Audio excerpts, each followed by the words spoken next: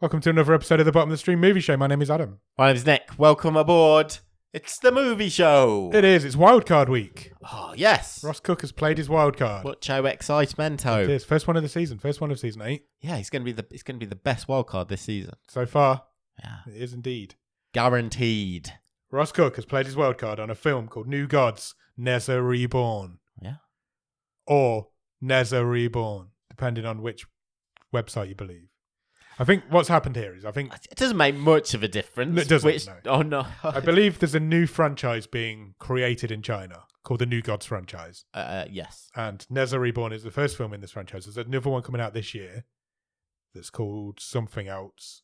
And I think they're basically building up this superhero franchise. I mean, I would say so, because of all the movies we've ever seen on this show, this is definitely the movie with the most post-credit sequences. Yeah, that's true. That is very true. There's 4, I counted. It tells you to stick around for the post-credit sequences. Is there 4? I don't know if I've seen 4. And I didn't understand what was happening in them. Okay, I'm not 100% But sure there was I've seen 4 there was 4 credits, and they were all like, coming soon, this person. Yeah, this trailer and things like that. Yeah. Okay, I don't know if I've seen 4, so you might have to help me out towards the Okay. end. This film was released in 2021. It is a 12. It runs for 1 hour and 58 minutes. Currently rated at 6.8 out of 10 on IMDb. That's a good rating. It's a good rating. It is a good rating. It's a animated movie. Yeah. Which we should probably mention.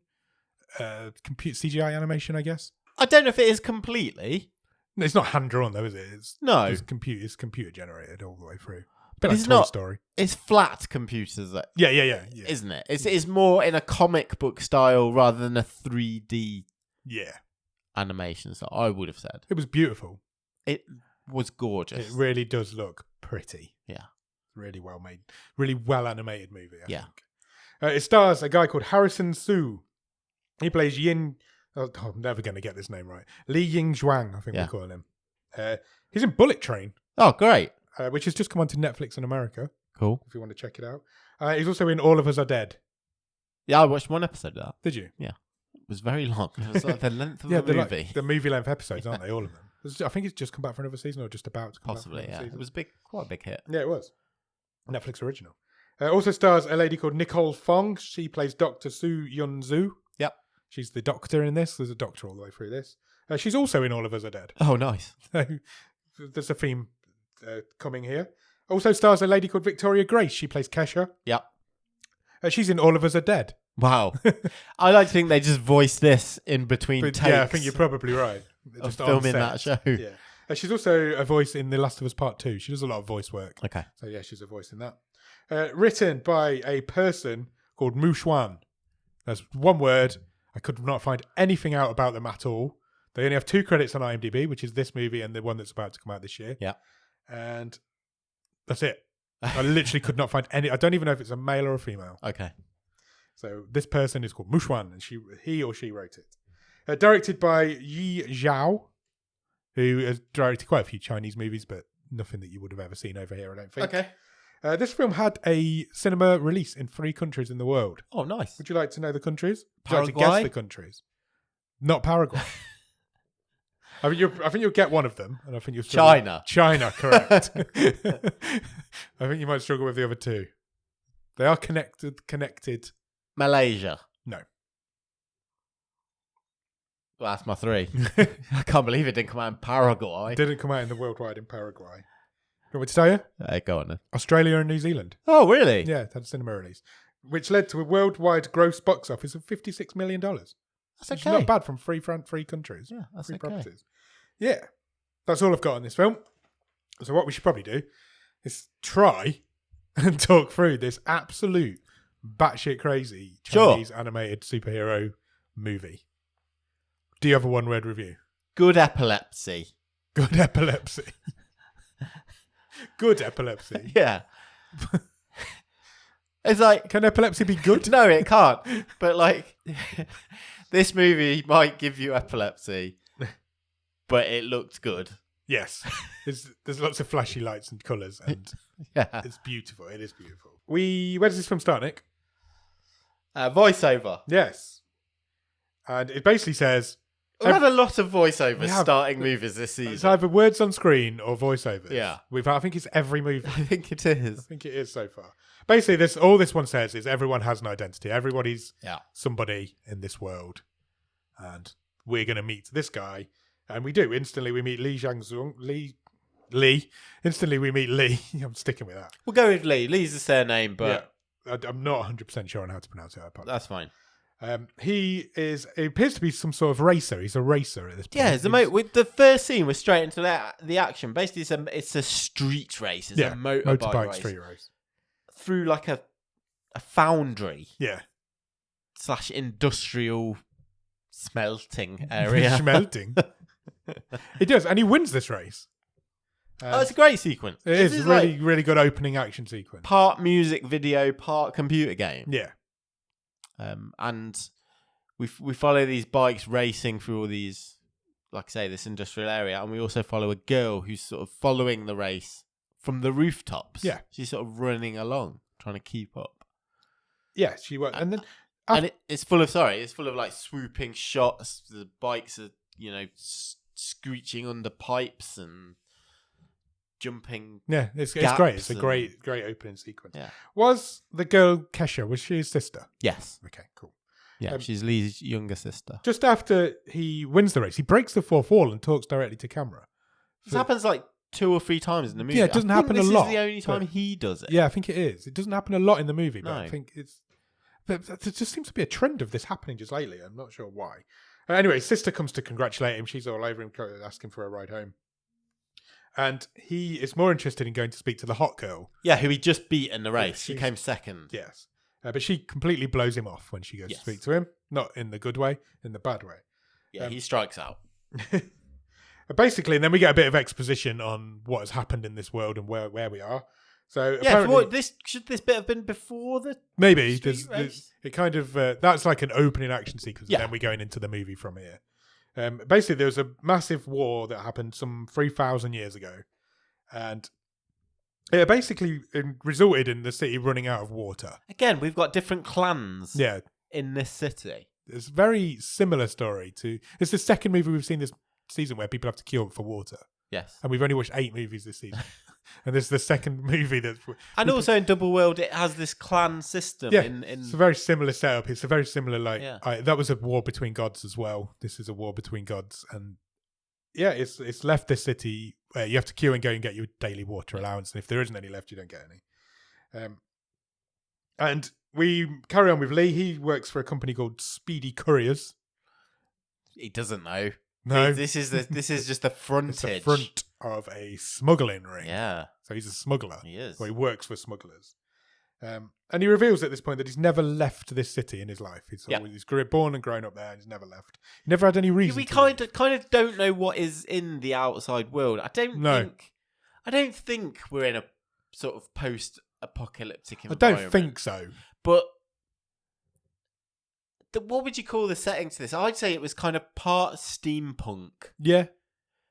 Part sort of industrially revolutionary type, because there is some sort of futuristicness. Yeah, absolutely. But it's also mystical, and there's a lot to this environment. So it's part mystical, part futuristic, part steampunk. Yeah, there's a bit of everything in there. Yeah. Big smorgasbord of. But we don't know what's outside of the city because he's never left this city, and this whole movie's set there. And as far as he's concerned, this is the whole world. And it turns out they're using the old water pipes as like smuggling ways to smuggle things into the city and out of the city, which I thought was quite an interesting idea.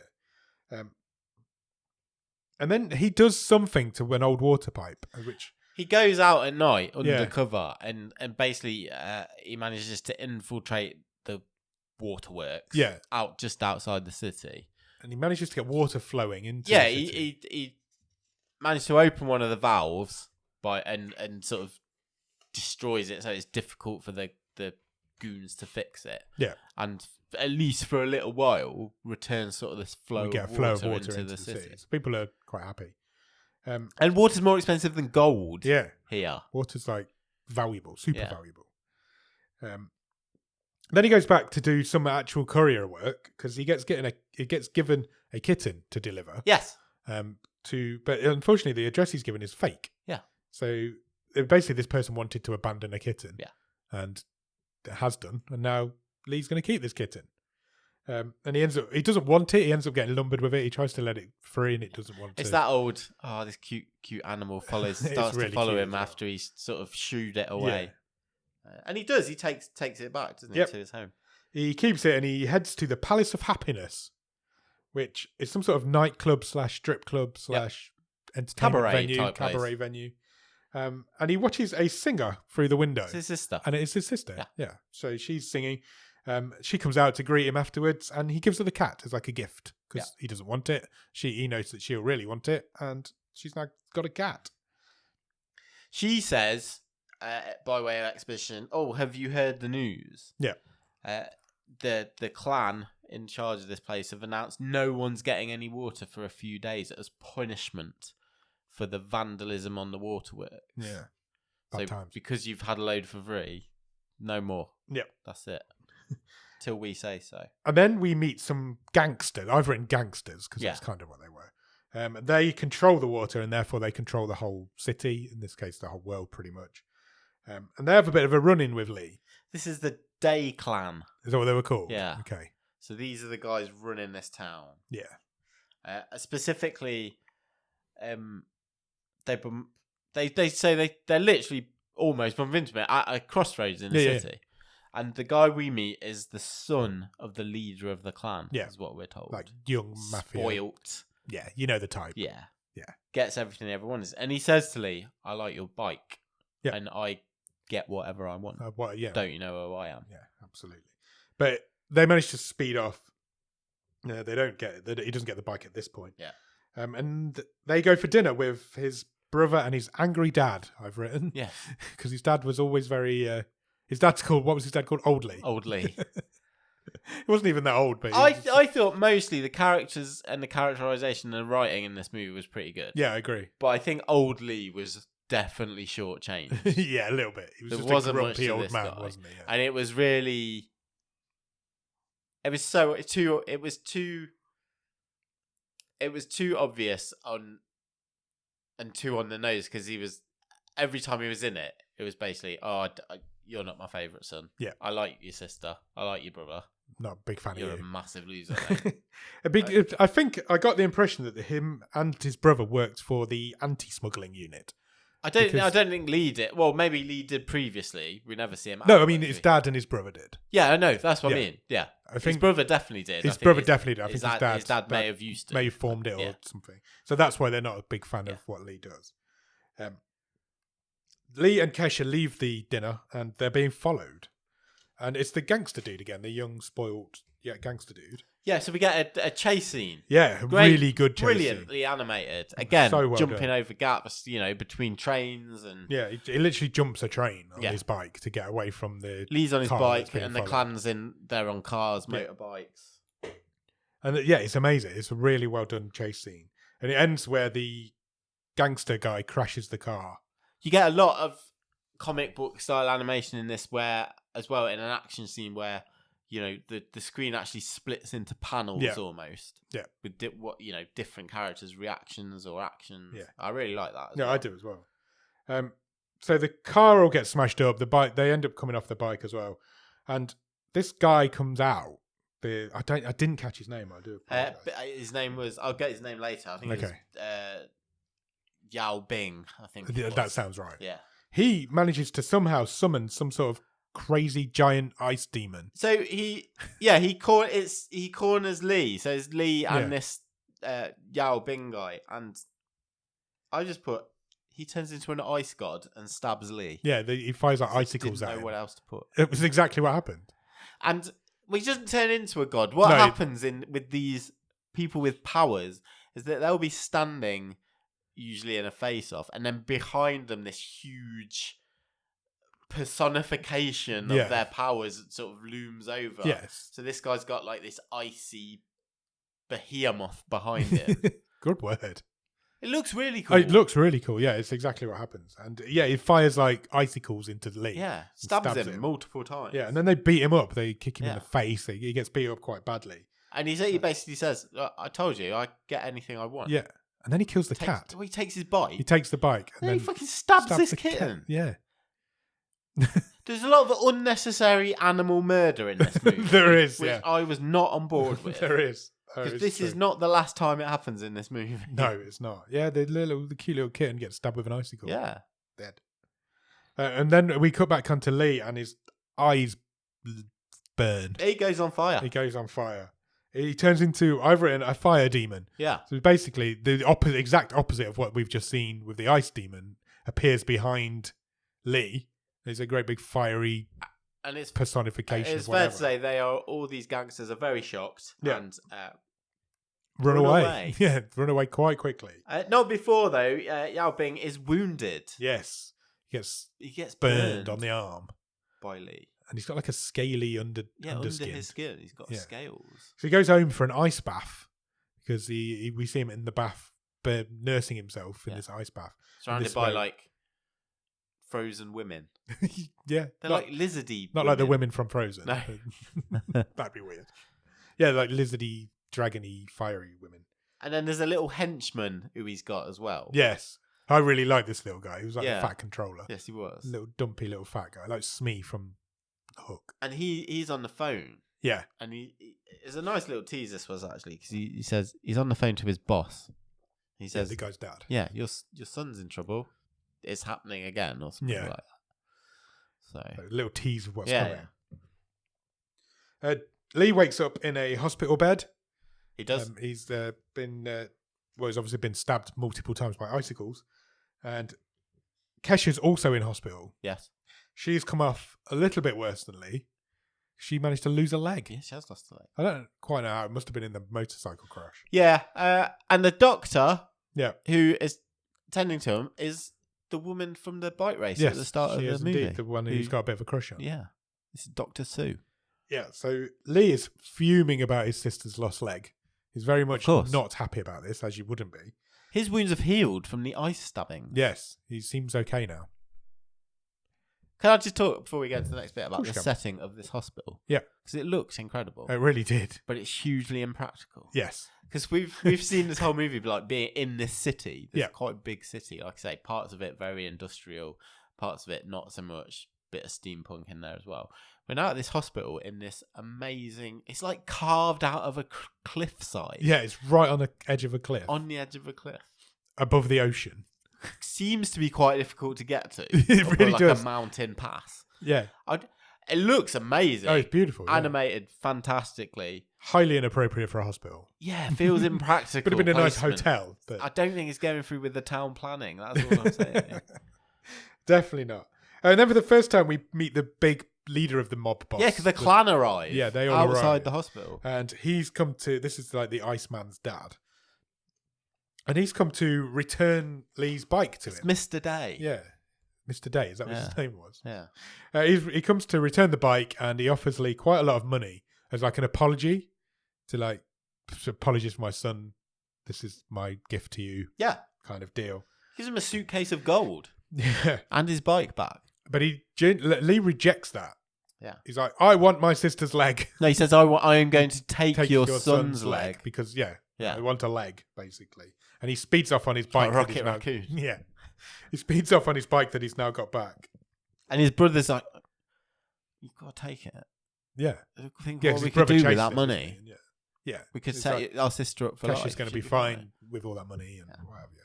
And plus, these gangster guys are not people you want to be messing with. These are bad people.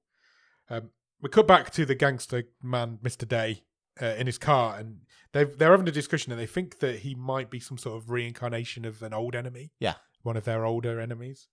And he says, kill him before he masters his power, just as we've done many times before. He does, yeah. I thought that was quite a good little tease as well. And then we have another car chase. I've put this one is a slightly different style. It feels this is more like Mad Max meets the Matrix. Yeah, massive trucks now chasing him. Yeah. His brother's in a van, pickup kind of thing. He's chased Lee. Away from this, to try and say, look, we've got to take the deal. We'll be okay. Yeah. We don't want to mess with these people. Yeah. Yeah, all that sort of stuff. He's chased Lee on his bike in his pickup, and then this massive truck's now chasing both of them. Which is real sort of road warrior Mad Max. Yeah, it's got like a mace on the back, hasn't it? Yeah. It's swinging around like and blades and all sorts. Plus, there's loads of people on like motorbikes and stuff like that. It's really, cool as fuck. Yeah. It's a really cool little chase scene. They cut the top off the pickup, and the brother manages to escape and get onto the bike with. Yeah, because this whip Lee. like cuts through metal. Yeah, and... it's cool as anything. Yeah. And they actually manage to jump off a cliff to escape, and this Chuck can't follow and doesn't follow. Yeah, Lee's brother's hurt in a crash, we presume. He's now injured. And then I've written, a ghostly jellyfish woman captures them.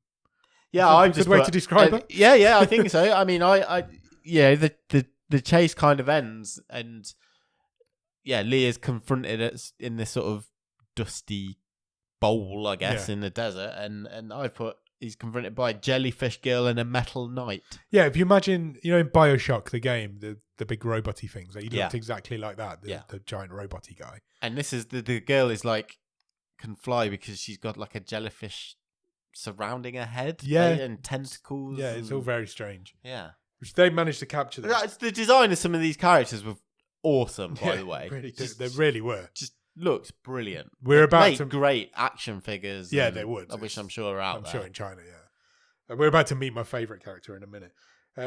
And he summons this fire god again and manages to kill them both. But he has the help of a friendly masked monkey. Yeah, a masked man. It's like a man who we saw earlier watching over the bike race. His look was bang on. He was wearing this pink suit. Yeah, imagine a monkey in a suit with a robot-y kind of mask over his face that made him look more human. With a magic wand. With a magic wand. Great character. He kind of helps him, and they kill the jellyfish woman and the robot thing. And not before they sort of strip the metal knight out of his armor. Yeah. And he's like is it an anglerfish? Those really like ugly fishes with like the light out the front of there. It's all very strange. Yeah. When I used the word batshit crazy at the beginning, I meant it. Yeah. The little monkey man drags the bodies away and kind of tidies up the scene for him. And Lee has to rush his brother to hospital. So we go back to it's the first time we heard the name Nezha. Oh yes, because the masked monkey man says to him, "Oh, nice to see you again." Yeah, so he's met Nezha. Nezha's the name of the fire demon god that is possessed Lee, and it appears like the monkey man has seen him before, or her before. It was in fact a female demon. I thought they would. Yes, because there's like 3 of them. Yeah. And I also thought they were not all male. Yeah. Yeah, I think they were female. Because there's a little girl, isn't it? That comes later on. So he rushes his brother to hospital. And we go back to meet the ice dude, the younger guy again. Yeah. And back at like Clan HQ. Yeah, he's talking to his father. And he's like, he wants permission to defeat him. He wants to I can take this guy out. I need your permission to let me do that. And his dad's like, no, you can't. You're not strong enough. I've fought this guy before. Yeah, you've got no chance. And he's proper hard. Yeah, you've got no chance against him. This is Nezha. He hurt me 3,000 years ago. Yeah, and they've both got this. Here's my arm, and they've both got the same burn mark on their arms now. His son's like taken aback. Yeah, because he's like, you don't understand what this thing is. This guy kills without mercy. He will kill men, women, children, gods. Yeah, who would kill without mercy. You can't take him on. You're a nobody. And then he says this is Nezha or Nasha, I think they call it. That's how they describe it, how they pronounce it over there. And then the masked monkey man kind of explains it to Lee. The same explanations going on. Concurrently, these explanations are happening from each side. Yeah, and it turns out that Mr. Day is the Dragon King of the East Sea. Yes, so he's like the ice sea demon dragon killer. Yes. And 4,000 years ago, the Dragon Kings signed an agreement to stop fighting. Is also revealed at this point. Yeah, and stop fighting each other. But Nezha keeps breaking that deal. Yeah, and keeps coming back, keeps getting reincarnated, and keeps attacking. And that is now what's happening again. They say he's and Mr. Day, the Dragon King, is like, well, we're the good guys. Yeah. Our job is to protect everyone else from this thing. Yeah. Which is just kills. It's just kills without mercy, yeah. Without mercy. It's a real twist. Life after life. Yeah. Because Lee is a really good guy. Yeah. But Nacha is not. Yeah. Nacha's the bad guy here. And the Dragon King says, we are here to kill these reincarnations before they spiral out. And before they learn their powers and stay out of control. So basically, they kill anyone who they even suspect as being the reincarnation of Nacha. They are also really evil because they're stopping people from having water. Yeah, they've got complete control of the water. There's layers to this, though. It's not, yeah, absolutely. We were talking about Wednesday back on the wave earlier this week. That was just a layer. Yeah, exactly. There's a lot of layers. There's some. I thought the balance in this movie was quite good because there's a lot of what you would call lore here explained. But for me, coming in as a total, I know nothing about these characters, these mythical legends, I thought it was pitched just right. Yeah, it gave me enough to build the world and understand the history, but it didn't slow the movie down. No, I didn't find it impenetrable. It's a really good origin story. I guess. It's a really well told origin story. I thought they got the balance right. Yeah, I think you're right. Yeah. Lee has the masked monkey man who he is, and he won't tell him. He's completely won't tell him what his identity is or who he is. The Sea King or the Sea Dragon King, who is Mr. Day, reveals that he doesn't have a dragon pearl. Yeah, he needs this weapon. Yeah. He says till we've got this dragon pearl, we're not strong enough to face. We can't face Nacha until we have this dragon pearl.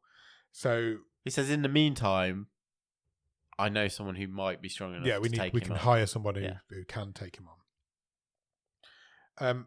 They then meet up with the masked monkey man and try and buy him off. They're trying to say it's him. Yeah, we'll give you all this money. Yeah, if you kill Nacha. If you kill him for us. And he says, a war's coming. Yep. You need to choose which side you're on, basically. That's the ultimatum they give to the masked monkey. Lee goes to visit his brother in hospital. His dad kicks him out. His dad's like, you can't be here. This is all your fault. This is all your fault. Kicks him out of the room. So he goes to tinker with his bike, basically. He goes to, like people who own bikes do. And he accidentally sets it on fire. Yes, because he can't control this thing. And so he goes to see the masked monkey man again, and he says, will you teach me how to control this? I need to learn. And he says, if you do, I will build you a cool bike. Because the masked monkey man wants his bike. And he's like, I'll build you your own if you teach me how to control this. And the monkey's like, it's got to be better than yours. Yep. Best one you've ever built. Yeah. Which Lee agrees to, and he does. And so he says the first thing you need is a suit of armor, because this fire can pour out of all of your body. Yeah, we need to help control it. To control it, if we put armor on you, we can focus it of where it comes out from. So there's a massive training montage now. There's a lot going on in this montage. Right, really Lee is a busy man because so this montage covers him training with the masked monkey. Yep. To try and harness and control his powers. Yeah. So that includes combat training, but also meditation and that sort of stuff. He's also building the suit of armor, so basically a superhero suit. Yeah. He's also building the bike for the masked monkey. All out of scrap metal. Yeah, and he's also building a prosthetic leg for his sister. Yes. That's all going on in this montage. Yeah, this montage goes on for ages. I didn't mind this being a long montage. No, I didn't, because it was telling a lot of story. And again, I think they got the balance just about right. Yeah, it covered a lot of ground. Because we've seen, even just last week, we saw that montage in Needle in a Time Slot that went on for about 10 minutes of them falling in love. And it's just God, you could have done that in a 20th of the time. Yeah. This was well balanced. Yeah, and I thought it served a storyline purpose, and it looked great. It did. There's loads of shots of him going on fire when he doesn't need to, and just trying to control. Yeah, it was really this. good. It was really clever. And when he comes out of this montage, he's ready. He's fitted this prosthetic leg to his sister. He's built a bike for the monkey man. He's got his suit, and he's now a superhero. Yeah. So the masked man says, "Well, you think you're ready? Bring it on. Let's fight. Let's have a fight." So they do, and they have a really fun fight sequence as well, because the masked man's basically unbeatable, and he's just armed with this wand. He's just got a wand, and it's not like it's fight without even trying. Yeah, it doesn't really, it's not even like a magic wand. It's just like a little stick that he can beat him with. And then Nacha's real form is revealed. Yeah, his mask falls off. Yeah, and the monkey man's like, they're not, he says the words, they're not united in spirit. Yeah. And some reincarnations never even know that they were Nacha, because they get killed too soon and they can't control it, and all this goes off. So his mask falls off, and he says that he's. I took this as basically he's like the god of mischief. Yes, I think so. Well, that's what he's saying at this point. At this point, that's what he's basically. He's a six-eared macaque. The six-eared macaque, yeah. And he starts to provoke Nezha. Yeah. Saying, you can't handle it. You can't handle this demon. Yeah. You're not Nezha enough. You're not Nezha enough. Yeah. You're not united is what he basically says. And he says some people never even knew they were him or her. And this fight seems really clever between the two of them because they're learning stuff about each other as they go, and they're also fighting. It's really cool. And he basically provokes Nezha to come out in his full form, this huge, like I said, behemoth, three-headed fire demon thing. And he just goes, there you are. There you are. Welcome. Nice to see you again. The doctor comes to visit, tells him that his brother's going to be okay. Yeah. He's out of the...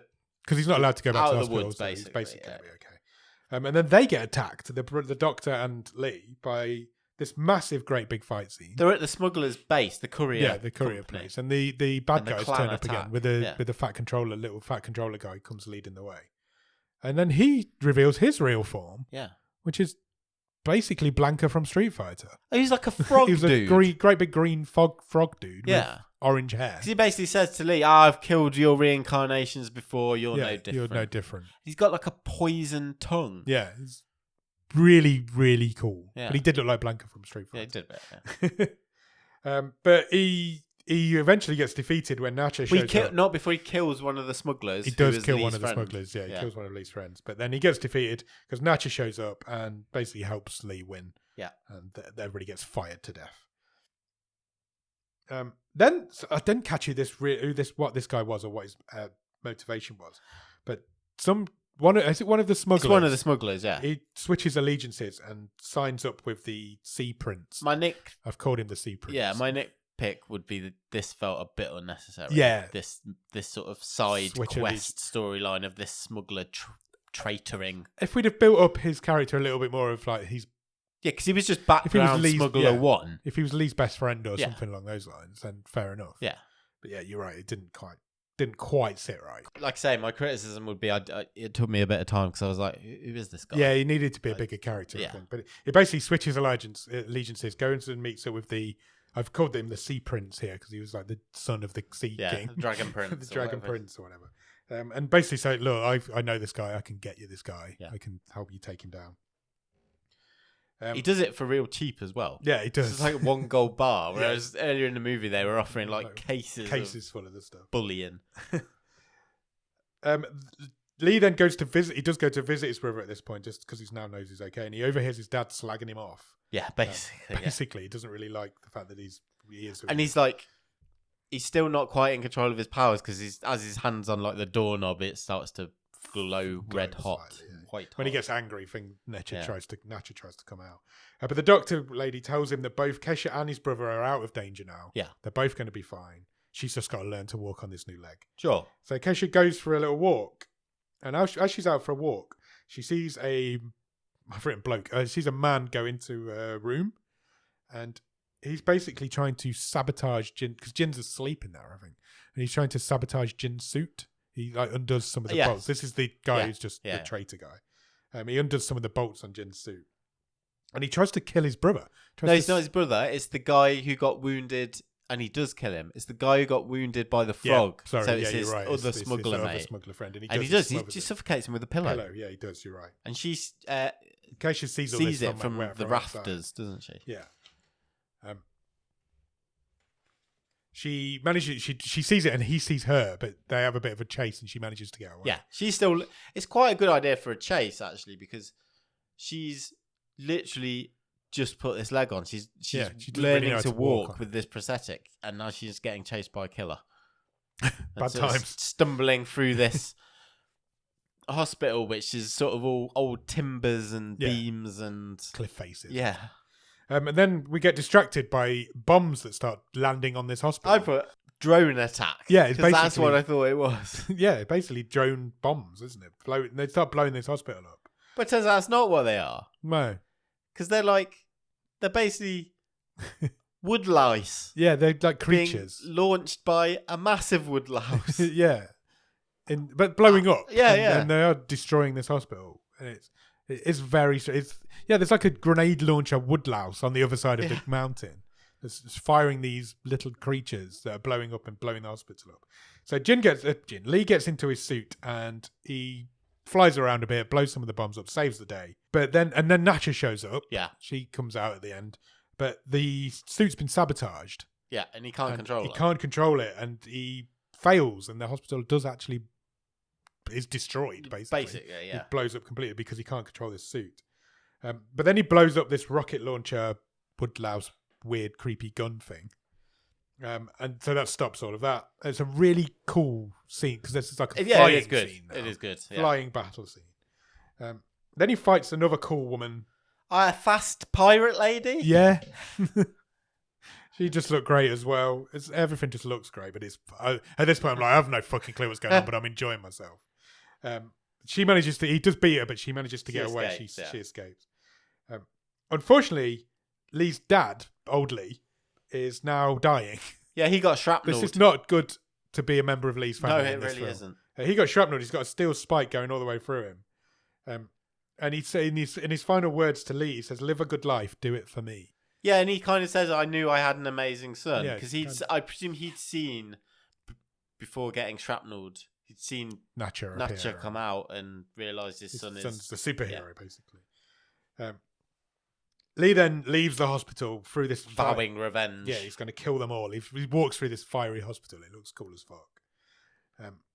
The masked monkey man then goes to see the Sea Dragon King. There's a sentence I never thought I'd say.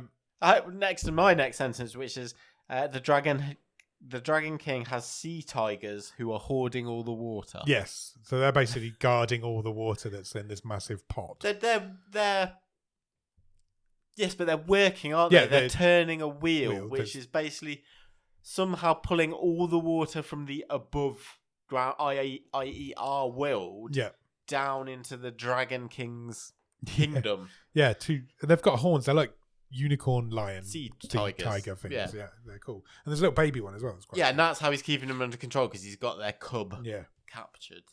So the Sea Dragon King wants to know who trained Lee. Yeah, he said he's not learned that. He's not learned that himself this fast. Yeah, who's done it?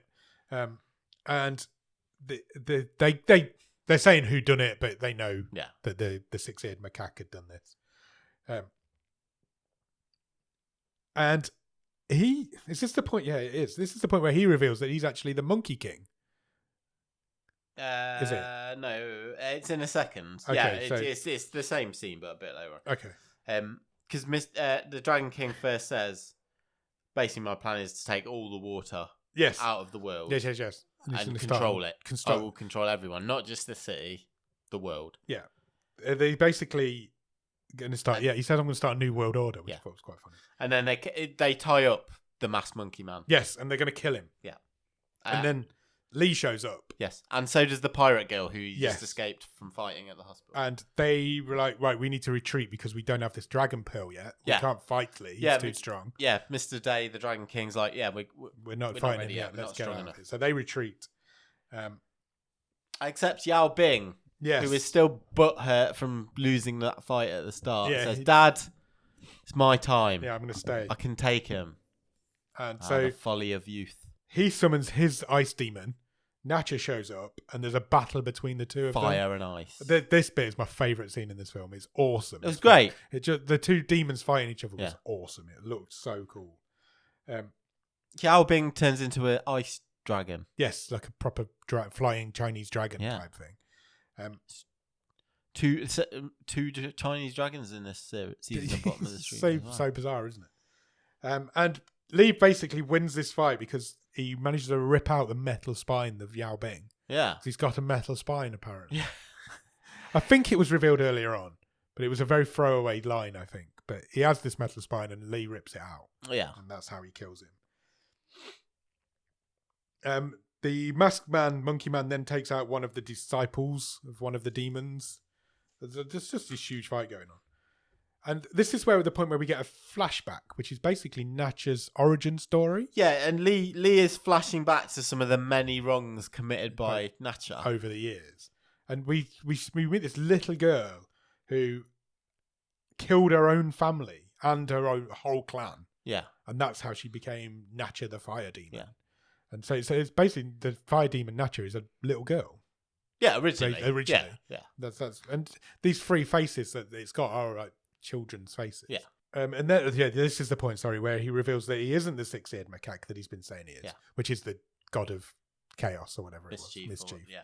He's actually the Monkey King, the greatest hero to ever live. Yeah, and Lee is like, oh my god, you're a legend. You're like, you're real, and B, you're the best, most, yeah, because the greatest of all the gods. You're because where there is suffering in the world, he knows what to do. Yeah, he knows how to cure that, and that's what he does. But he's been living in hiding. He said, well, the Monkey King says, I just all I've been trying to do for thousands of years is fix the world, and it never makes any difference. Yeah, there is always something more else evil going wrong.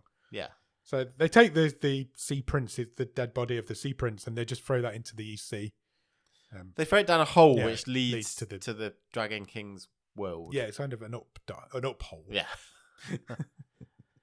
And it's revealed at this point that the sea dragons are river creatures who need fresh water to survive. Yeah. So they're not sea dragons.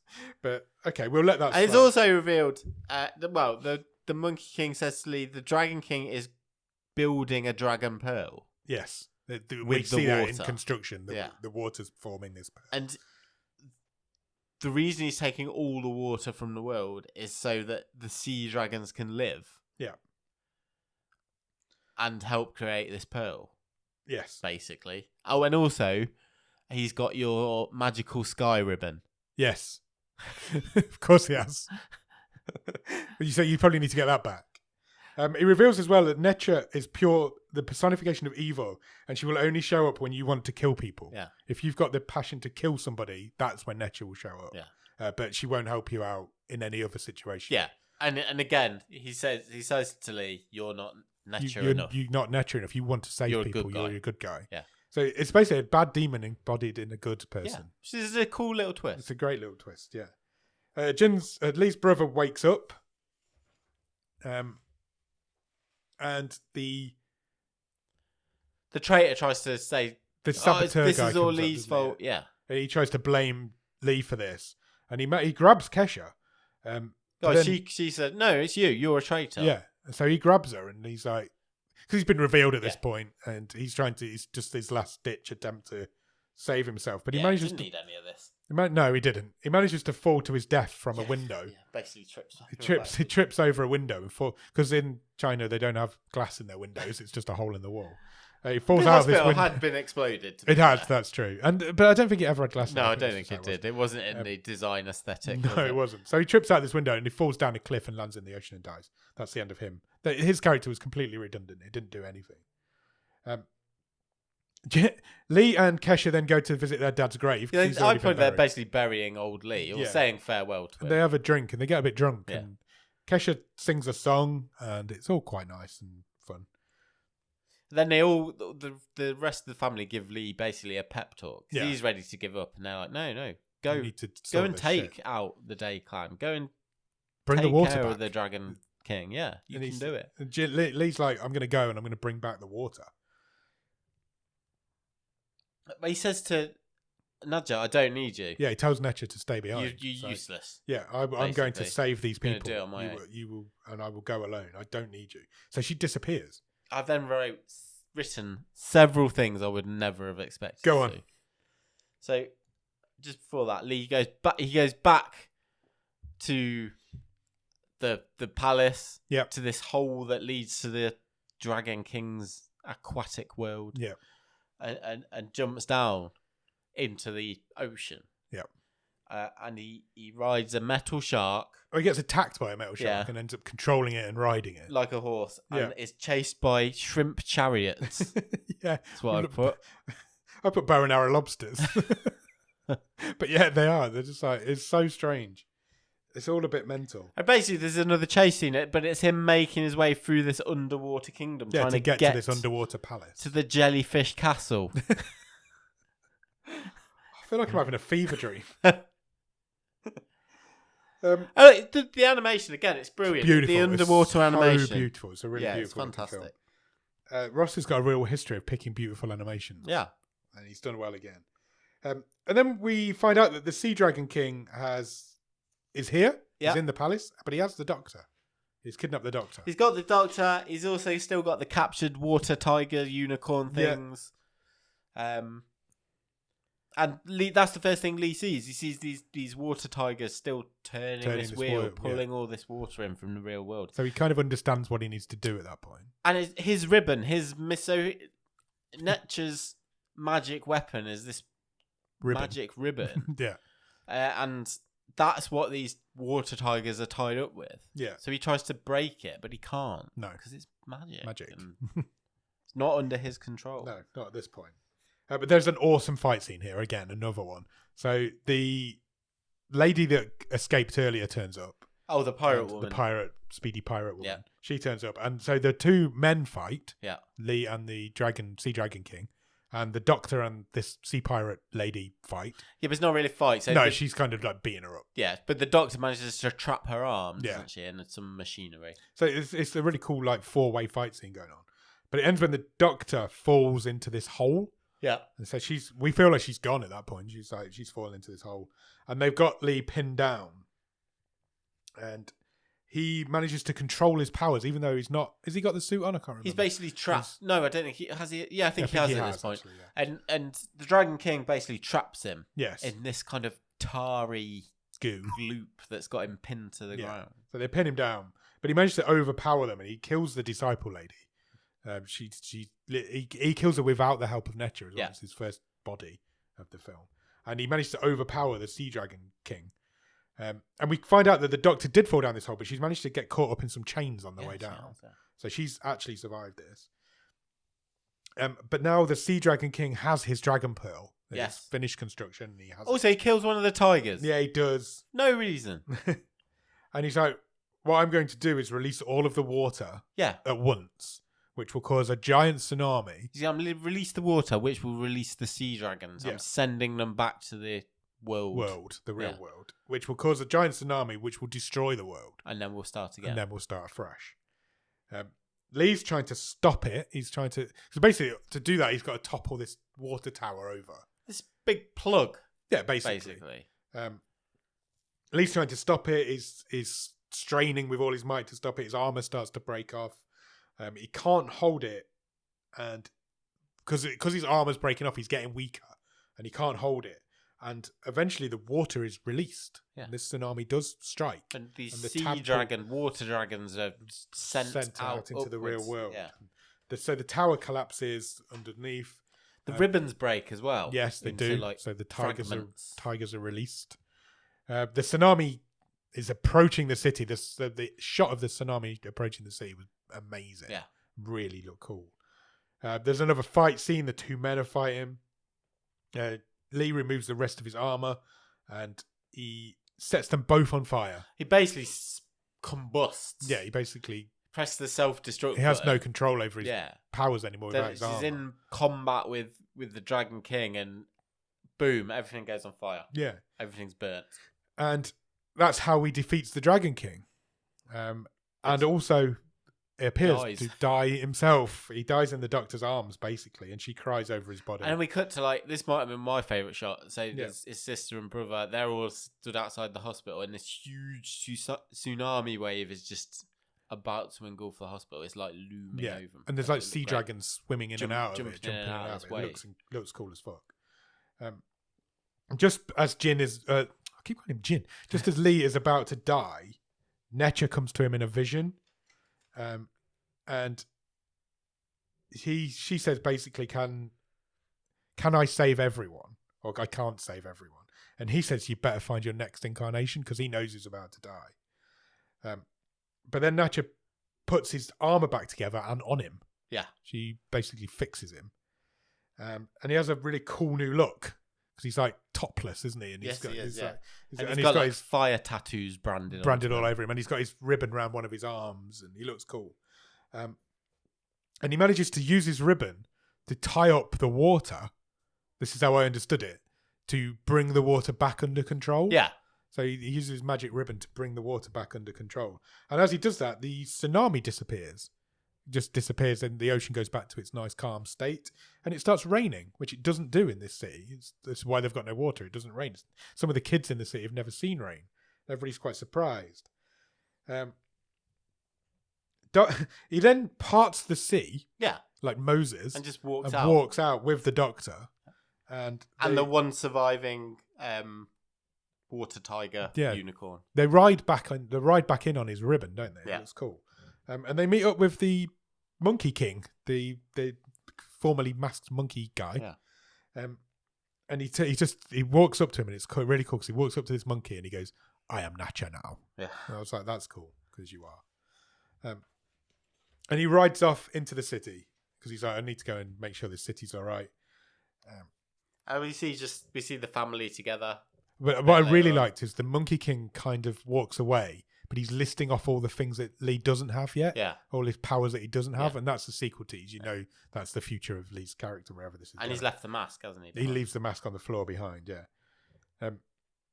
If you don't like things in your life, you have to fight to change them. Is the message of this movie, and it's basically said at this point. And then it ends with him saying, "This is my world. My name is Lee Yongxiang. My name is Necha." Yeah. The end.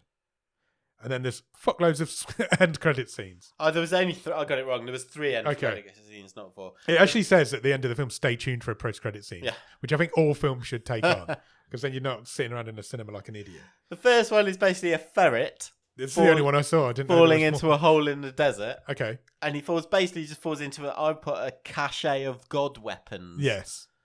Which I presume are some of these things the Monkey King was listing. Yeah, he kind of lands in like a mirror, doesn't it? And then the words "the order of the glass" or "the order of the gods" comes up on the screen.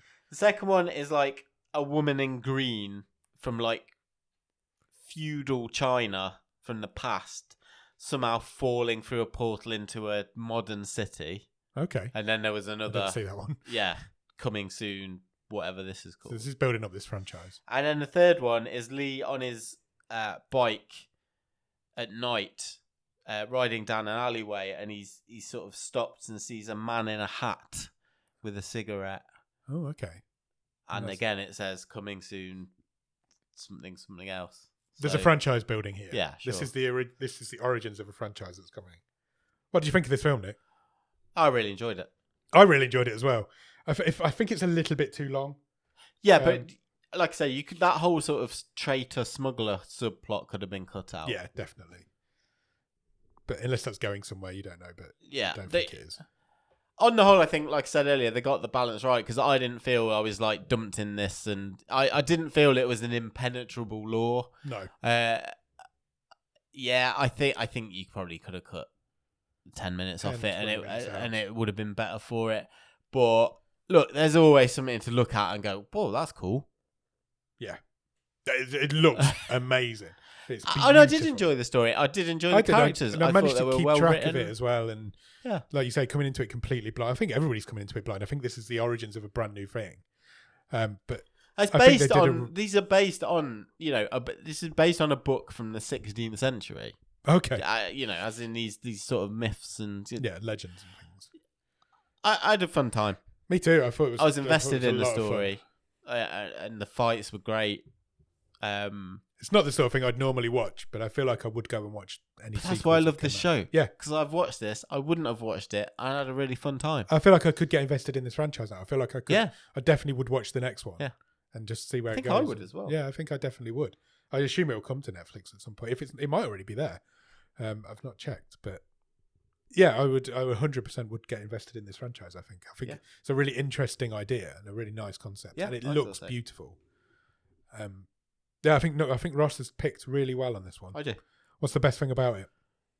I mean, it's just got to be how it looks, hasn't it? Yeah. And the effects and the fight scenes. It's got to be if we're going really specific, it's the fight scenes when the gods come out. Yeah. It just looks That insane. battle This would between look brilliant on a big screen. Yeah, it looked great on my telly. Yeah. I'm not going to lie. The fight scene between Nacha and the Ice Demon was fantastic. Yeah. It just looked beautiful. So, yeah, I think that's right. What would you change about it? I think you're right. I think I'd cut out 20 minutes of it. I don't need that subplot with the... It didn't lead anywhere, did it? I'd rather have more, even if you're not changing the length, I'd rather have more of like the little frog henchman guy. Yeah, he got killed really quickly, didn't he? Yeah. You could just trim it a little bit. Just neaten it up a little bit. Tighten it up a little bit. I'd agree. But I don't have any big changes to make to it, really. No, normally it's pretty solid. Stream table? Sure.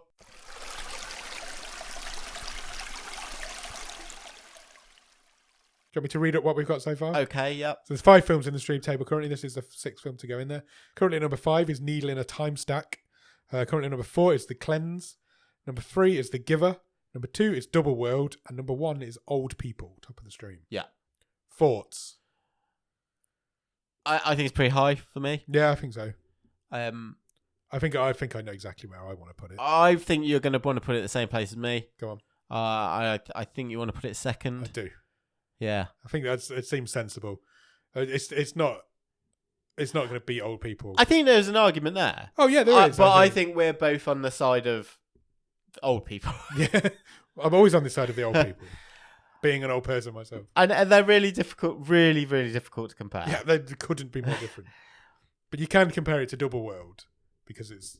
But Double World's basically a live action version of this, and this is better. And this is better than Double World. So for me, Old People is just. It's been what 3-4 weeks now since I've watched that, and it still keeps occasionally just dropping into my mind and making me go, oh. It was grisly, wasn't it? Maybe for that reason alone, Old People just has the edge. But I think it's close. I agree. I think it is. Cool. Do you want to pick next week's film? I think, just before we do that, go on. I think, although this isn't quite top in the stream table, I think this is going to stick in my mind as one of my. Just for all out fun and what it looks like, this is going to be one of my favourite hidden gems. Yeah, absolutely. On this show, ever. Yeah, I'd agree with that. I would agree with that. I've really enjoyed it. It's made the wildcard race for this season wide open because it's going to take some beating. Yeah, it really is going to take some beating. Yeah, the gauntlet has been thrown down by Ross Cook. So come at him, people. Yeah. Challenge laid down. Absolutely. Right, should we pick next week's film? No. Well, yes. But we're using a different Robin. We are. Christmas Robin. Because next week will be, Christmas. so the calendar tells us, our Christmas episode. It will. I love our Christmas episodes. So we're not going off our usual list. No, we have a special Christmas Robin. Yeah. A randomizer full of Netflix's Christmas films. Yeah. And we're going to spin that one, I guess. Let's do it. Shall we? Okay. Robin has picked us an interesting one here. We have a Bulgarian Christmas movie. Great. We've definitely never been to Bulgaria. We have never been to on Bulgaria. This show. I think we've seen probably quite a few films that have been filmed in Bulgaria. Yes. I'm pretty sure that Nicolas Cage exclusively films movies in Bulgaria and Romania. I think you are right. But yeah, okay, good. What have we got? We have got a film called Smart Christmas. Okay. It's from 2018. Do you want a synopsis? Yes, please. It's a family comedy. The film tells the story of a young boy who finds himself in Santa's workshop and changes completely the old-fashioned production processes with ultra-modern, high-tech production lines. I have no idea what it's going to be like. Yeah, it's a young boy who's going to go in and modernise Santa's workshop. A Christmas logistics movie, I guess. I don't think they come any more bottom of the stream than a Bulgarian Christmas. It's a musical as well. Oh, even better. All right, no. A Bulgarian Christmas musical. Definitely on board. Oh, wow. It's 4.6 out of 10 on IMDb. Okay. The very first review on IMDb says, pure garbage. What a way to ruin Christmas. Brilliant. That's what we're all about. That's what we want. I'm excited. Fantastic. So yeah, it's Christmas next week, everybody. So as a Christmas present to us, what you could do is head over to Twitter, Instagram, and Letterboxd and follow us on there. The username is @BOTS_podcast. If you want to drop us an email, our email address is bottomofthestream@gmail.com and our website is bottomofthestream.com. On our website, you will be able to find every stream. I've done the season 7 stream table. Oh, amazing. So you'll be able to find every season stream table, loads of other cool stuff on there, and you can even get some merch if you want to buy a Bottom of the Stream Yule log. Nice. I love a Yule log. You can't beat a good Yule log after Christmas dinner. Yeah, so after you've done all that, head over to Patreon, patreon.com/bottom of the stream. On there, for a couple of quid every month, you will get early access to episodes. You will get bonus episodes.